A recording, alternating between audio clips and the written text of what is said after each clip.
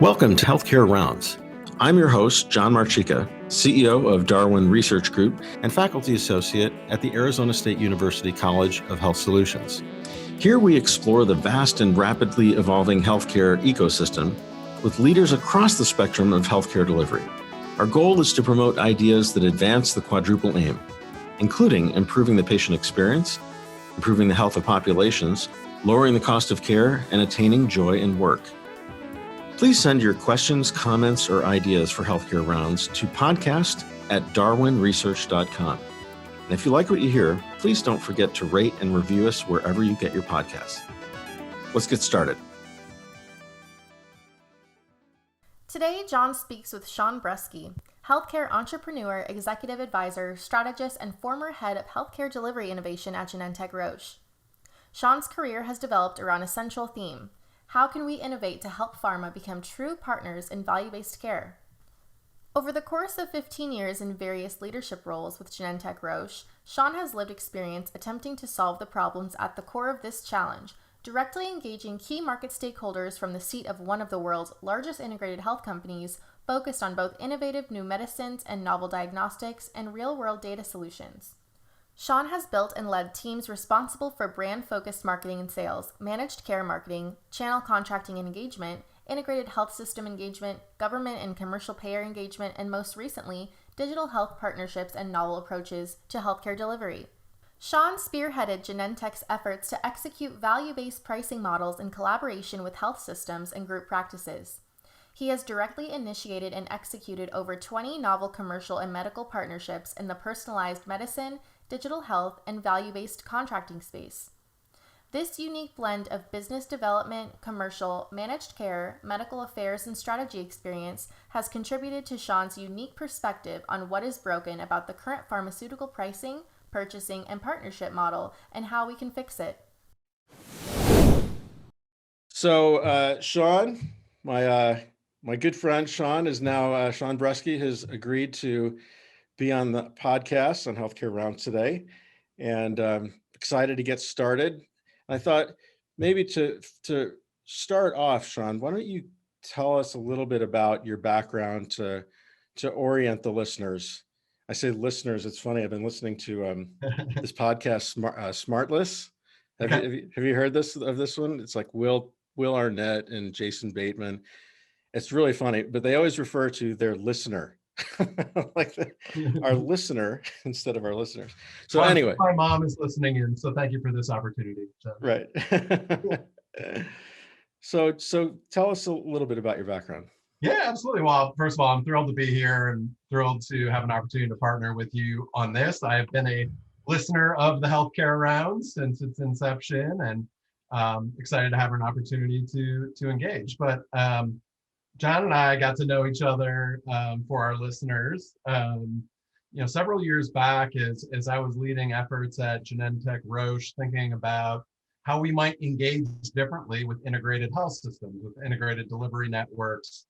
What are the opportunities in value-based care?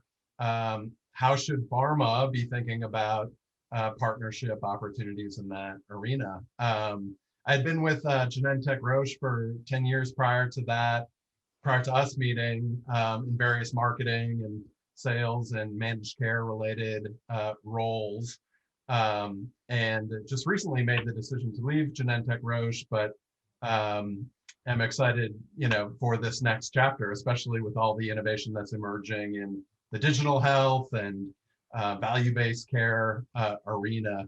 But in this context, John and I have been thought partners for a number of years, thinking about, what is the next generation engagement model between integrated health systems and pharma? What are some of the things getting in the way of pharma engaging as partners in value-based care? How might we effectively design account management teams, medical affairs initiatives, in a way that meets the needs of the integrated health system partners, and helps to drive innovation in this space. So excited to speak, personally, based on my own experiences, not speaking on behalf of my former employer, but about what I've learned over the last several years, where I see the opportunities for even deeper partnership and some of the innovations we're seeing, especially post-COVID, kind of on the horizon. Yeah, so I think it must have been 2016, I think, or 2015 when we first met, and we call them was it IPPN?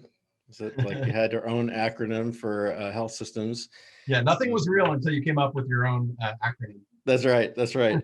And honestly, Sean, I've been asking the question in a variety of forms about partnerships since maybe late 2014, early 2015. Um, and so, and we refer to these systems as IDNs, or integrated delivery networks. It's just a fancy word for a integrated health system. And I know that there have been successful partnerships, especially in research and development, but I wanted to take a step back. And there's a two-part question. What do you think that pharma means about the depth, how they define partnering in this context with the health system? And the second part of it is, from the IDN's viewpoint, how do they define partnering or a partnership with pharma? No, it's a great question, John. I'd say that definition and what is possible has been evolving, with every year. And I think the current situation we're in actually lends more urgency to, where we might go with that, and the depth to which we might be able to facilitate those types of partnerships between pharma and health systems. Honestly, I think, and I learned this through some of my early engagements with different integrated delivery networks. Very early on, we were just trying to better understand how the mindset of the integrated health system potential partners, how the executive sort of mindset was evolving, from fee for service, fill the beds, drive high quality, but volume-based care, towards more value-based care delivery, methods of organizing. What did that mean in terms of how they were thinking differently about their relationship with pharma, how they'd like to see pharma show up, not only as sort of research and development partners in clinical trial space, but more broadly. And so through some of those early engagements, I think, we learned that there was a lot of opportunity, to come to the table, to bring resources to bear on population health related initiatives, quality of care related initiatives, thinking differently about real world data enabled clinical decision support and care coordination type programs in therapeutic areas, specialty therapeutic areas that were of mutual interest potentially, but a whole sort of kind of untapped realm, if you will, of areas of mutual interest. If you're serious about improving outcomes and doing so in a cost-efficient way and lowering total cost of care to the system, and that was strategically important to the health system partner, how might we work differently, together in that arena? I think a lot of, what pharma has started to build over the years, and I'll speak sort of generally and just based on my experiences, is sort of increased capability in health economics and outcomes research, really taking a robust and rigorous approach to assessing where a given, either therapeutic intervention or clinical intervention or care delivery transformation intervention has impact on, patient reported outcomes, has impact on quality of care, has impact on total cost of care. Right. I think that's an important capability that pharma companies are starting to invest in, and rightfully so, and develop, not only to support sort of the economic value proposition of the therapies within their portfolio, but also to think about how are these therapies being integrated into clinical practice, and are we having the optimal, are we engaging in the right way to pull through, ensure compliance and persistence to chosen therapy, to ensure that the therapies are having the intended impact that we hope they they would have. And if you do that, in a robust way, a very science-driven way, and you build sort of the economic story together around that, it makes for a really compelling win-win, type of partnership opportunity.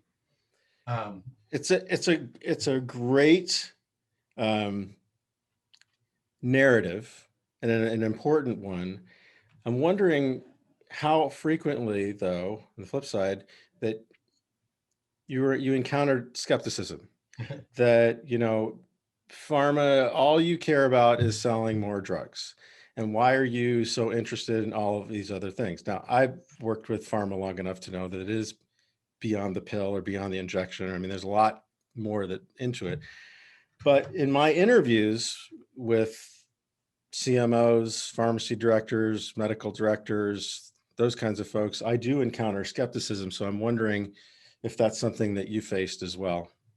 Yeah, I would say absolutely in every conversation, and rightfully so, I would say, because I think there's a long history of looking at, from the IDN perspective, looking at pharma as the vendor, the supplier, the therapeutic, there's partnership on the R&D side and research partnerships, especially with sort of leading academic centers and otherwise that have a long history of collaboration there. But getting more into the care delivery space, there hasn't been the level of investment or the attention paid to partnership beyond the pharmacy relationship. And I think as integrated health systems started to take on risk and started to think about controlling spend and cost in different areas, one of the key cost trends was the specialty drug trend. It was the trend that the CFO and the leaders within the health system really wanted to get under control and manage. And very much there was a desire as a result to ensure that pharma engagement was funneled through the pharmacy leadership, and cost was the main focus of that interaction, as opposed to letting pharma infiltrate more broadly into the clinical service lines and develop a broader set of partnership activities. And I think it speaks to one of the fundamental challenges that still exists, is that one area where we've seen positive partnership is in value-based contracting, outcomes-based contracting. There's a lot of experimentation going on in that arena.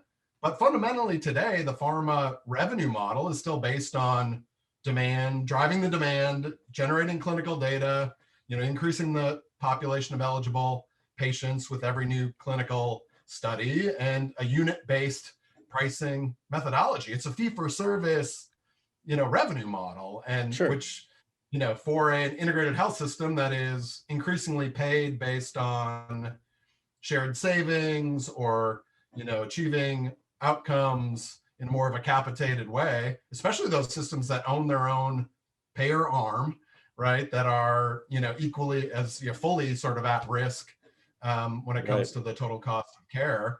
It's in direct conflict. I remember one of my early engagements, chief strategy officer at a leading health system, basically it's like, I would love to partner with a leading organization like Genentech or Roche, but honestly, we're on a collision course.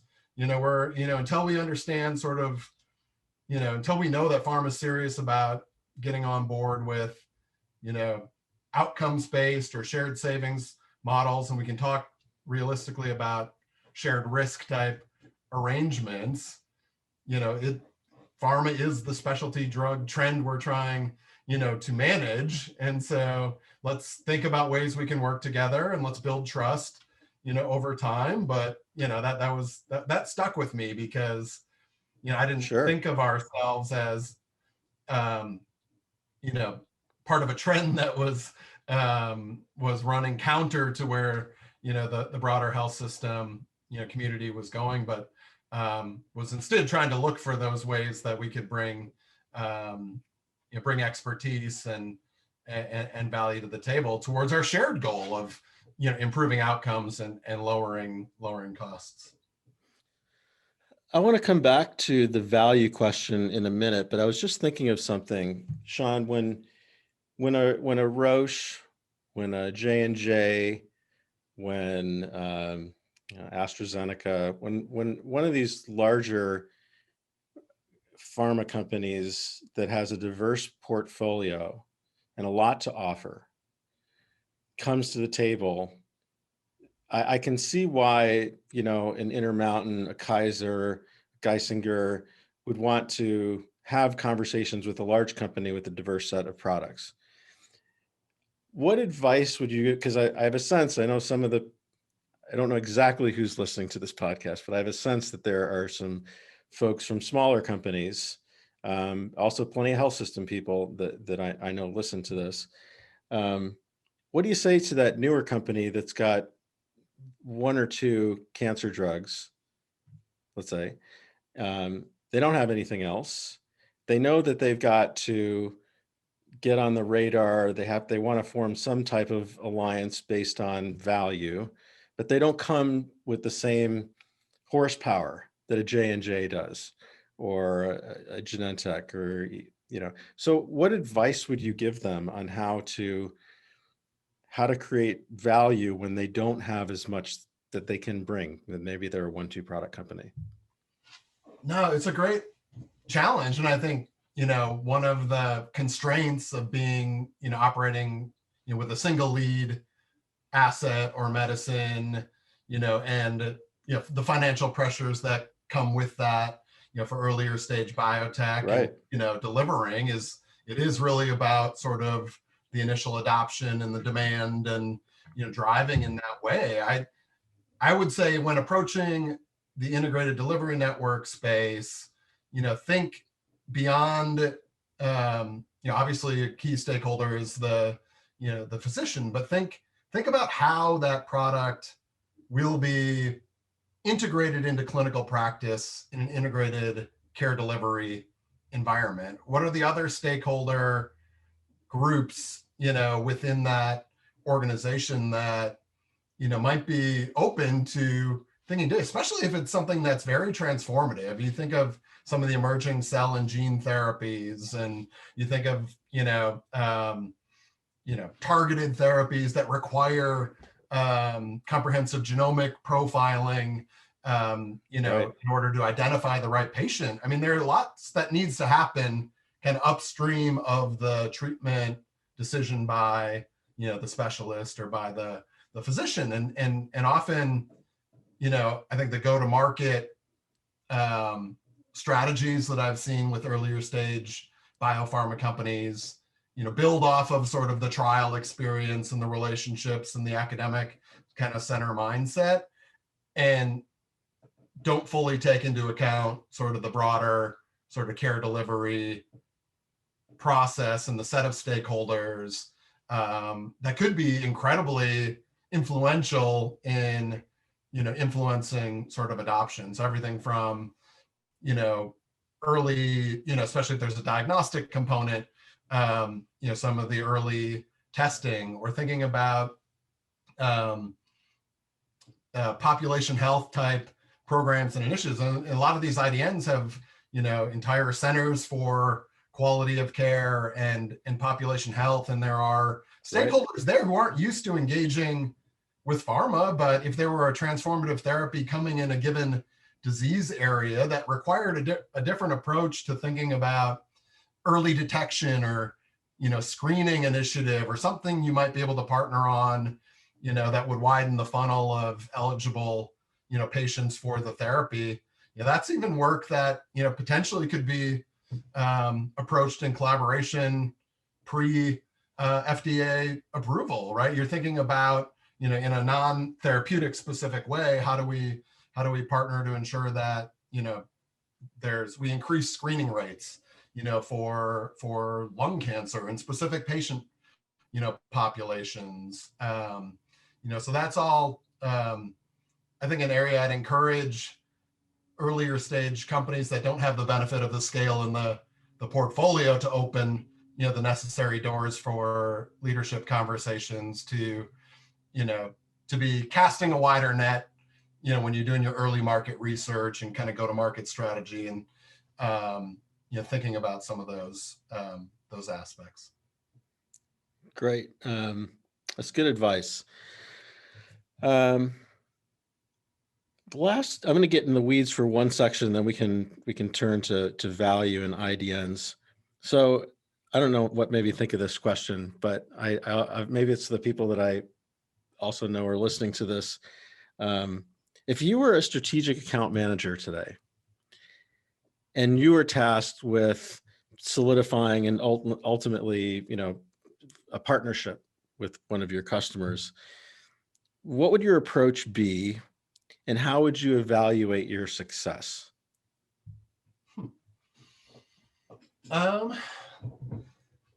So, well, first, like, John, you're giving me all these SAT questions here. I love it. I will say that, the best and most fulfilling roles that I had earlier in my career were strategic key account management roles where you were empowered to represent sort of the broader interests of your company, to engage with senior leadership, to really understand kind of what were the factors that were driving their decisions, what were their strategic priorities, what was on their roadmap for the next few years, and then try to connect the dots and introduce them to the right stakeholders within your company. It was an incredibly fulfilling role because you could see, how you could broker a different type of conversation, partnership than, historically might have existed. And you got to know, in many ways, you felt like an embedded member kind of their team, of your IDN's team, really understanding what they were all about, what they were trying to do for the patients they serve, which within their geography, within their catchment area, and really working, towards kind of shared goals, because ultimately that's where the successes come for patients.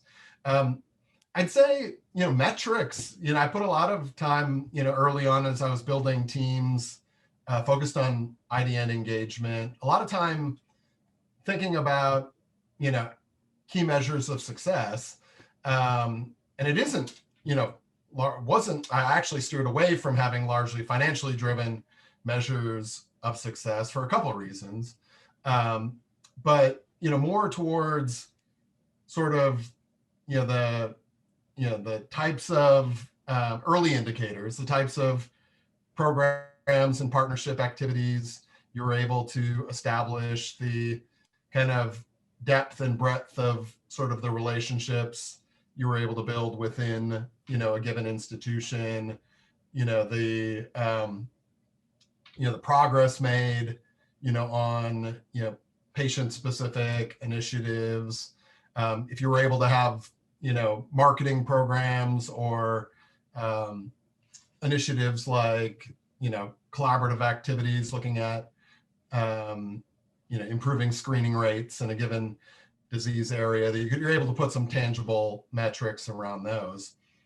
I think, and maybe I'm jumping ahead, but I think one of the challenges that pharma has in engaging, in partnership with leading integrated delivery networks stems from the revenue model being a volume-based fee-for-service, drive the demand revenue model. Right. With that comes inherent challenges as it relates to, the types of partnerships that pharma can effectively do, especially from a commercial context, because, you don't want the perception that you're engaging and investing resources, time, energy, and expertise, in order to drive demand or volume on a specific drug that, starts to get into, concerns about, anti-kickback and other, rules and regulations that, still govern sort of, how pharmaceutical companies should engage. And so,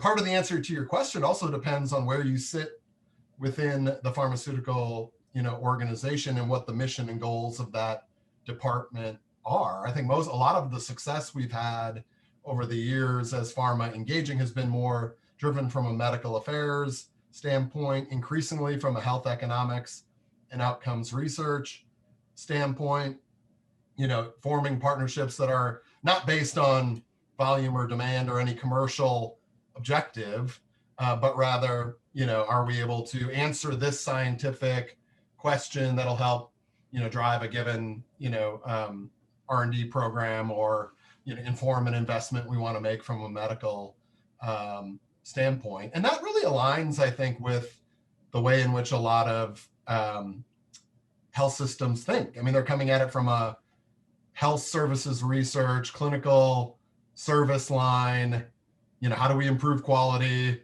lower costs? Those are things we can do together with pharma in a, scoping that out as a medical, collaboration makes a lot of sense. And so that is one of the challenges. You can't really put an ROI from a drug, demand, utilization, upside around a partnership model, unless it is clearly just a marketing, program seeking to drive that support where you're trying to measure the impact of that sort of marketing investment. But the types of partnerships that really matter to the health systems tend to take more of that, that broader flavor, and therefore come with, inherent limitations on how you would measure the impact of those.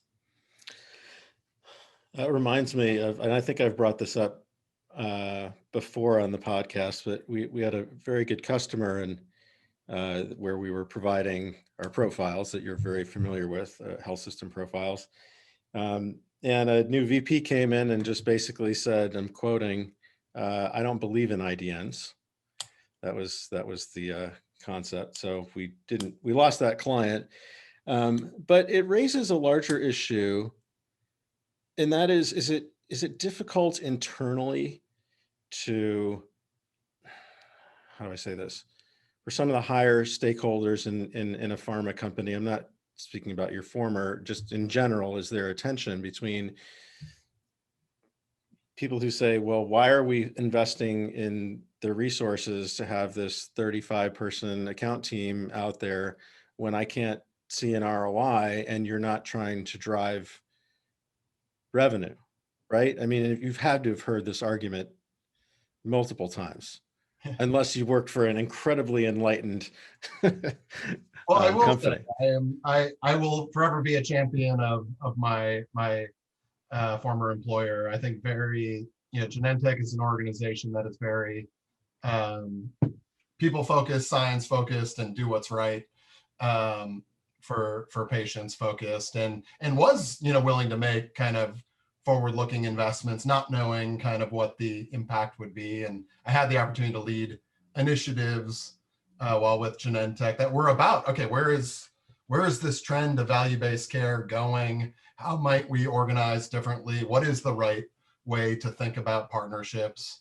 Not every organization, to your point, has the flexibility to take that very thoughtful approach.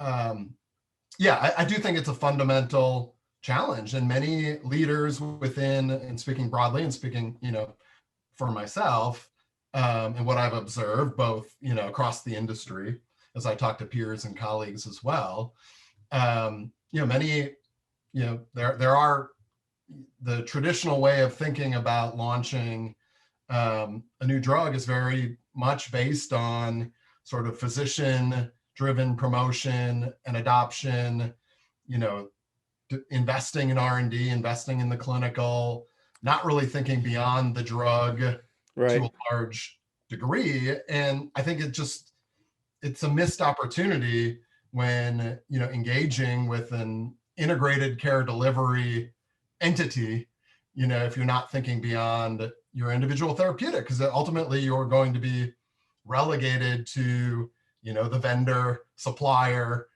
type of, conversation, if that is kind of the laser focus that you have when working in this space. I mean, I believe in IDNs, and I believe in the value of integrated care, and I've witnessed sort of firsthand the benefits of organizing care in that way. I also there are good reasons why there's a lot of inefficiency as well, baked into the integrated health system, model, and why you see large payer PBM organizations attempting to get deeper into care delivery and have their own sort of narrow kind of networks, why you've seen physician-driven, groups come together, to build scale, to compete, effectively, as well. There are a lot of dynamic aspects of, especially here in the US, this play out where I don't think the IDN, approach alone is the right, necessarily the only answer. Sure. But it is one, you have to understand that the mindset of that type of organization as you seek to, develop a nuanced sort of go-to-market strategy for any drug. But yeah, I mean, I will say, go back to 20, as we were first meeting and I was kind of diving into this space, I held educational sessions on the triple aim and, just using the language of health systems, what are, how do we start speaking in that, in a way that's going to resonate, and educating our marketers who are very much, driven by, the clinical data and advertising and promotion and, and how you think about kind of go-to-market strategies. It just requires a different muscle you have to kind of build and flex. Yeah. I remember coming in for to lead one of those sessions. I think it was on ACOs, kind of like what's an ACO, what's value-based care. And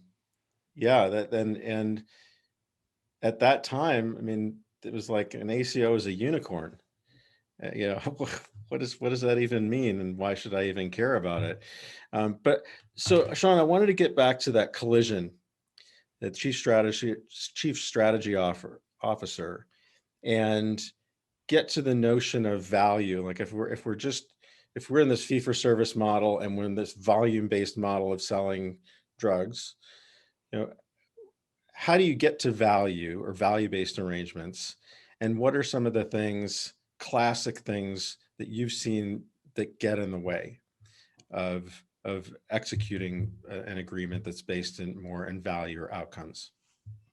Yeah, no, it's good. And through sort of lived experience here and trying to get creative with how we might approach that differently, there are some systemic and real barriers that pharma companies are grappling with. Like I said, sort of the rules and regulations that exist today, are designed around the fee-for-service, volume-based, unit-based model, including things like best price, regulations that limit, how a pharma company can think creatively about outcomes or shared savings type contracts, without it affecting, how a given drug is reimbursed across Medicaid or, how it impacts ASP dynamics. And so I think that is one area that I think together with leading health systems, innovative pharma companies could approach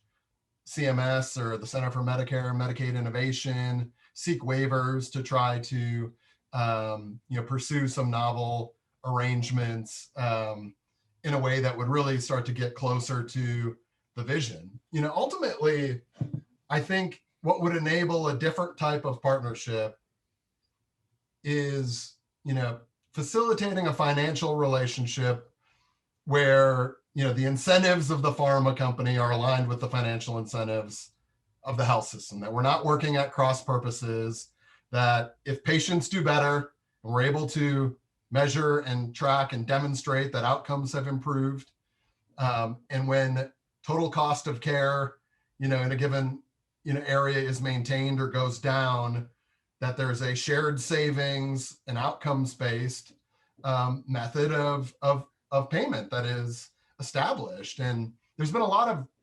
experimentation in that area, some of which, groups have published on. My close friend and colleague, Mark Watros, published a paper in Health Affairs thinking about, duration of therapy based contracting, outcomes based contracting in oncology, and some of the limitations around that based on experiments that he led, that we led together. But a lot of those experiments have been they've been ways to learn. They've been ways to understand sort of the data requirements, the data limitations. If you really want to peg payment to outcomes, is there a way to do that based on pharmacy purchasing data alone, or claims data?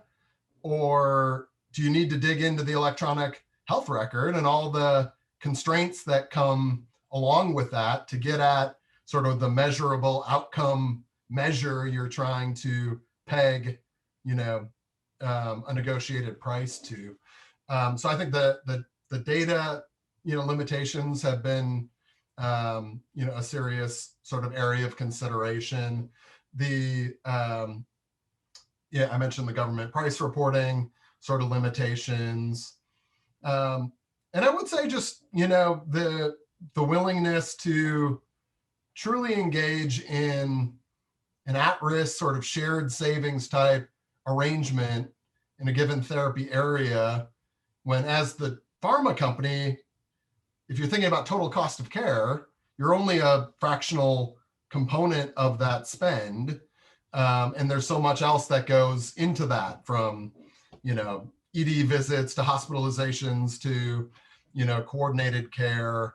And so how do you think about, sharing the savings in an appropriate way, in a given therapeutic area? Those are all challenges, but I'm convinced that we're moving in that direction, or the industry needs to move in that direction and develop scalable, measurable, approaches to aligning financial incentives. And once you align financial incentives, if the drug company is making money based on outcomes and shared savings, if, for example, you were to establish a subscription-based, all-you-can-eat buffet type access to a given therapy in a given class, or a portfolio of therapies in lung cancer, for example, and then measure the impact of ensuring that every appropriate patient had access to those therapies. What is the impact on outcomes? What is the impact on, total cost of care? If you were to structure the finances around that, and the drug company is making money based on outcomes and shared savings in a way that's incentives are aligned, now some of the considerations around, kickback and otherwise are not relevant. You're driving towards a shared goal, right? You're driving towards a shared financial incentive, and you're able to invest, differentially together in care coordination and optimal screening and diagnosis, in the types of initiatives that will help patients do better at a lower cost. Whereas today, it's difficult for a pharma company to invest in those types of things outside the context of a clinical trial or a medical affairs type, evidence generation initiative. Right. I agree with you. I think it's going to need to go in that direction. I think there are those maybe a little bit more cynical that say, is it really worth all the effort, the time and effort to put into something like that? To which I would reply, yeah, I think it is worth the effort, certainly to be able to execute on some of these pilots. So last question I had is, so I need to preface this by, as you're aware, we launched an IDN engagement tracking study back in May to kind of just see what was going on with COVID, how they were engaging with patients, how they were, what kind of changes in care delivery, site of care, things like that. And I'm just wondering, from your perspective and thinking about these IDN relationships, what's happened over the last year? What's happened in terms of pharma engagement, in terms of the ability to even execute some of these ideas around value-based arrangements? Like what have you seen, and how does that how does that bode for the future, I guess, as we're at least starting in theory to get out of this nightmare with people getting vaccinated? Yeah, no, it's great. I think the last year for all of us personally and professionally has, um, brought dramatic change. I'd say specifically as it relates to the types of conversations that are happening between pharma and integrated health systems. I think I've seen a dramatic shift, towards how might we, work together, especially in areas that weren't, strategic areas of focus prior to COVID, but, virtual at-home care delivery models, digital health, remote patient monitoring, virtual, clinical trials, novel approaches to using real world data to, democratize access to clinical research in a bigger way. Those areas were always of sort of interest, but within pockets, within integrated delivery networks. I think the top 3 strategic priorities, of health system executives over the last year, get through COVID, survive the financial implications of COVID, and then think about what's going to happen. How is this going to change how we need to operate moving forward? And pharma needs to be thinking about those topics in a much, much bigger way. If it's going to take advantage of this opportunity where, there are positive tailwinds and perceptions about, among the public about, pharma, given sort of the COVID vaccinations and the innovation that we've seen, how do we take advantage of some of that tailwind, to partner in a different way and to think about, how to pursue clinical trials differently, how to ensure high quality care and a lower cost of care setting. These trends are here to stay. I think the budget impacts of COVID alone are going to necessitate integrated health systems and payers, driving towards that. Telemedicine, remote patient monitoring, progress made in the last year is here to stay. So how is that going to change the way in which we think about how our therapies are being used in clinical practice and how we even pursue clinical trials in a novel way? I think the other thing that,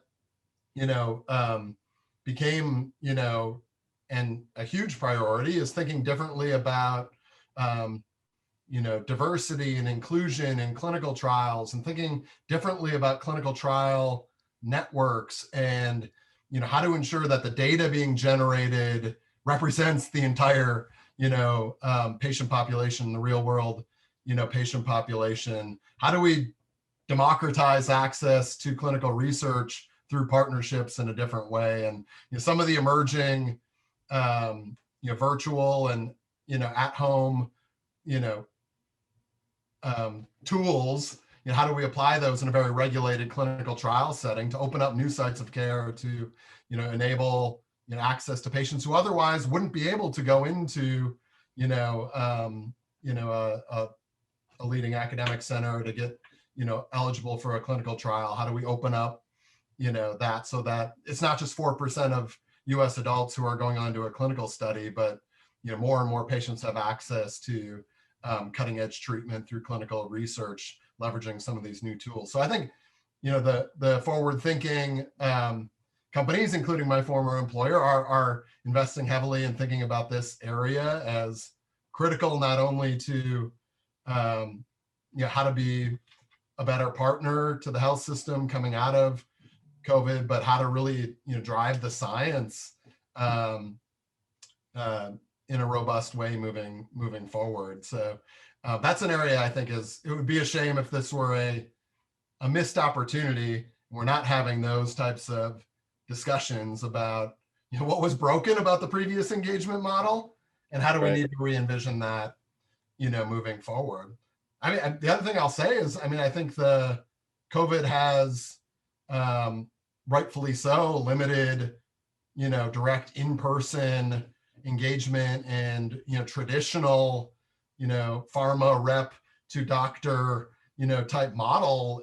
I don't see that, moving forward in the same way post COVID. So I think, getting, building teams that are engaging around what are the key needs of the health systems and the provider partners in a given geography, really organizing around that, and deploying the brilliant people we have out there in the field and empowering them, to show up as partners in this new environment is going to be critical, because it's, the traditional, promotional model is no longer relevant in my mind post COVID. Yeah, I was just thinking about that. What kind of implications does this have? We were talking about account management or strategic account management, but what kind of implications does COVID have, or what has it shown us about the traditional detail rep, call on doc kind of relationship? I mean, I would imagine, at least from the conversations that I've had, those have all shut down. And very, very recently, only some of that activity where certain reps are allowed in hospitals. But I'm thinking, is the traditional detail rep doctor relation, is that model gone for good? I think it's changed dramatically. There will always be, a role for education. There's huge disparities of, information gaps, regionally, geographically. But especially when it comes to integrated delivery networks and health systems, I don't see us returning to a model where, 100 different reps from any one large company can engage effectively with an integrated health system. You really need to be aligning around, how those partners are organized and aligning around how we work together towards a shared goal. And that is a strategic key account management function. That's a way of organizing, that my former employer and others have embraced, now moving forward as kind of the way to really show up as partners in improving outcomes and lowering costs, is to kind of organize around our customers and geographically in a more robust way than maybe we had previously, where it was more about a single therapeutic area, a single rep, with a product or a group of products, but more in the sort of B2B partners in healthcare, delivery, sort of is the way to engage moving forward. And it's easier, I'd say, for some larger companies with huge portfolios to think about doing that than it is necessarily with a smaller company. But I'd say smaller companies should be thinking about their role as a rep or a strategic account manager more along the lines as a strategic account manager. And how do you think not only about your physician stakeholders, but the broader set of stakeholders that are going to impact, uptake, adoption, and ultimately, better patient benefit, from the product you're representing. Right. Couldn't agree more. Well, listen, Sean, I appreciate you're spending this much time. We went a little bit over, but that's fine. Hopefully, and we'll give it a year. I'd love to have you back and see where life has taken you and what your next endeavor is going to be. With no doubt, it's going to be exciting. I just know it. Well, it's an exciting time to be in this space. I'm currently working with, several early stage companies that are doing innovative things in genomics and digital health and value-based care transformation. There are new therapeutic modalities emerging, which have the potential to truly, change the paradigm for patients in different disease areas. It's an exciting time. There's a ton of capital, flowing to healthcare right now, and rightfully so. We have this unique window in time to reimagine what the future could look like, and hopefully we find a way to do that together across stakeholders, across pharma, across health systems, across digital and tech, to really advance care for patients and really drive down total cost of care in a meaningful way. Well, and I know this, maybe this doesn't sound as exciting to you, but it's an exciting time to be in doing the kind of research that we do. Because, especially, since the beginning of the ACA, right? There's been constant change. People trying to understand, how healthcare is paid for, why we pay for it the way that we do, policy, all the different things that we touch on. I love what I do. It's so it's exciting for me. Amazing work, John. I will, I will put in a plug for all of our listeners. I looked long and hard in various leadership roles for a reliable, trusted, source of information on how we should be thinking about the integrated delivery network, integrated health system space. And no one even came close to, the level of insight and expertise you were able to bring to the table there, John, and continue to do in your, portfolio of research assets and tools continues to grow and expand. And I value our thought partnership as wherever I find myself next, you'll be one of my first calls. Absolutely. Well, thank you for the plug and for the compliment. I appreciate it. I don't get them very often. It's one of the hazards of small business. It's like you don't get a lot of attaboys, but I've got a great team and we've worked really hard to get to where we are today. And so thank you. Of course, we'll stay in touch. Keep me apprised of your next exciting venture. And like I said, let's regroup on air in about a year. Sounds good, John. Thank you for the opportunity to share some thoughts, and kudos to everyone out there working in this space. It's important work. Yeah. So thanks again.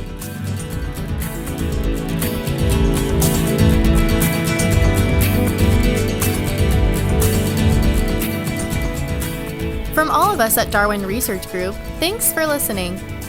Healthcare Rounds is produced and engineered by me, Kim Ishudo. Theme music by John Marchica.